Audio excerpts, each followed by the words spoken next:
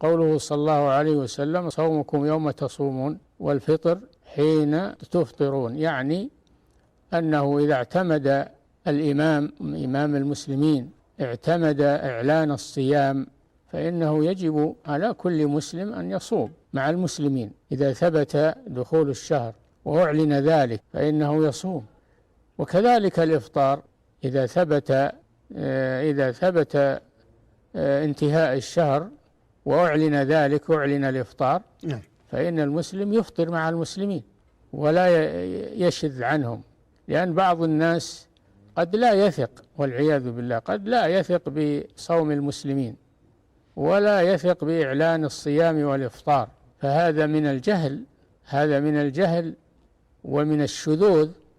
الذي يخاف على صاحبه من الضلال.